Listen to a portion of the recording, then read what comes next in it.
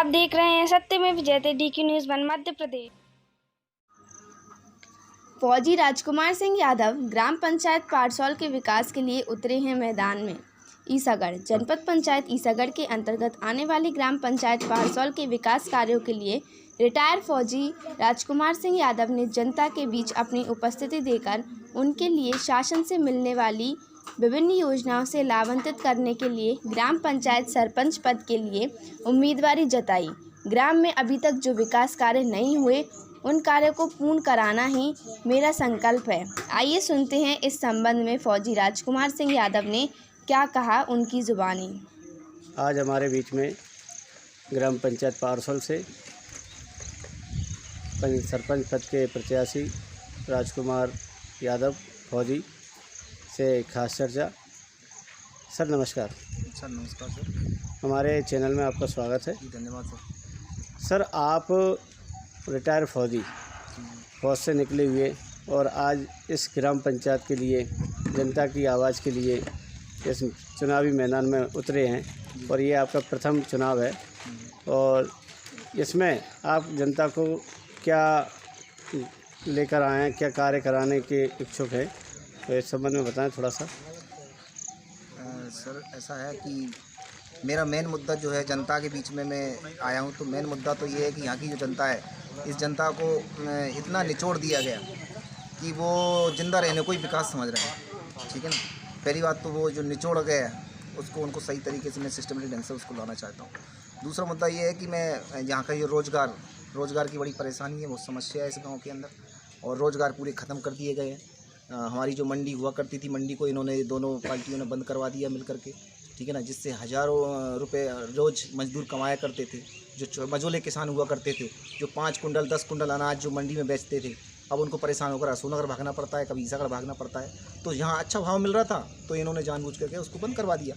तो ऐसी ये छोटी छोटी चीज़ें हैं। जो हाट है, हाट को हम एक नए स्मार्ट तरीके से हम सबके सामने लाना चाहते हैं, दुकानें परमानेंट करना चाहते हैं, जिससे परमानेंट हाट हो, यहाँ मार्केट बने और युवाओं में जो नए नए उनके जो माइंड में दिमाग है, जैसे सब्जी का धंधा हो गया, नॉर्मल मनिहारी का कोई चीज़ का हो गया, मोबाइल का हो गया, तो ऐसी चीज़ें क्या बिजनेस में कंटिन्यू करना चाहता हूँ। मेन मुद्दा क्या है, यहाँ पर रोज़गार का है और रोज़गार की वजह से क्या यहाँ से गाँव खाली हो रहे हैं।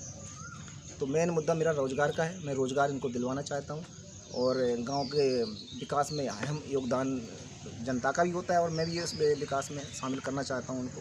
और दूसरी बात ये कि यहाँ पर बिल्कुल विकास नहीं हुआ। आज से 40 साल पहले गांव में बहुत अच्छा सिचुएशन थी, लेकिन अब बिल्कुल ही पूरी तरह से ये गाँव कंडम हो चुका है, मतलब खंडर बना दिया गया इस गाँव को। आज आपके सामने ग्राम पंचायत में क्या क्या समस्याएँ उभर कर सामने आई हैं? हाँ, ये जो ग्रामीण लोग हैं हितग्राही, उनको शासन की क्या क्या योजनाओं से वंचित रखा गया है आज तक? यहाँ पर क्या है सर, जो कुटी हैं, कुटी तो अभी तक आई नहीं है, उनकी कोई किसी कुटी नहीं मिली है तो वो भी है ना मिली भगत से बोल कमीशन खाते हैं, 10,000 दे दो, कभी 20,000 दे दो, कभी कुछ दे दो, तो वो कुटी अभी तक नहीं आ पाई है। शौचालय में घोटाले हुए तो वो शौचालय भी इनको मिल नहीं पाए और जो नालियाँ जो गाँव की हैं। और ग्राम पंचायत वार्ड क्रमांक 5 से शिव कुमार यादव चिकरी का ग्रामीण क्षेत्रों में जनसंपर्क अभियान जोरों पर है, जहां जनता का भरपूर आशीर्वाद प्राप्त हो रहा है। जनसंपर्क के दौरान उनसे मीडिया कर्मियों से बातचीत हुई।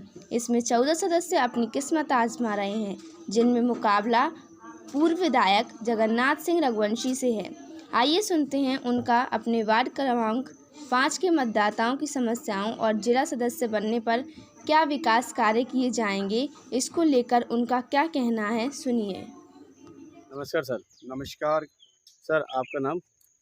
शिव कुमार सिंह चिकरी। शिव कुमार रघुवंशी चिकरी यादव, वार्ड क्रमांक 5 से आप जिला पंचायत सदस्य के प्रत्याशी हैं जी। और ऐसे में अभी हम लोगों ने सर्वे किया है जी। तो ये जो जगन्नाथ सिंह रघुवंशी जी हैं उनसे आपकी फाइट देखने को मिल रही है जी। तो आप इस संबंध में क्या कहेंगे? ये जो जिला पंचायत सदस्य का जो चुनाव होता है, पिछले जिला सदस्य जो रहे उन्होंने अभी तक लोगों के बीच कभी अपनी सहभागिता नहीं निभाई, जो उनका जनता का विश्वास जीत के जिला कमेटी में पहुंचे, लेकिन आज तक वो जनता का कहना है कि वो लोग दिखाई नहीं देते। ठीक है, तो ऐसा आप उनके बारे में बताएं कि आगे आपकी क्या रूपरेखा रहेगी अगर आप इस वार्ड से निकलते हैं तो?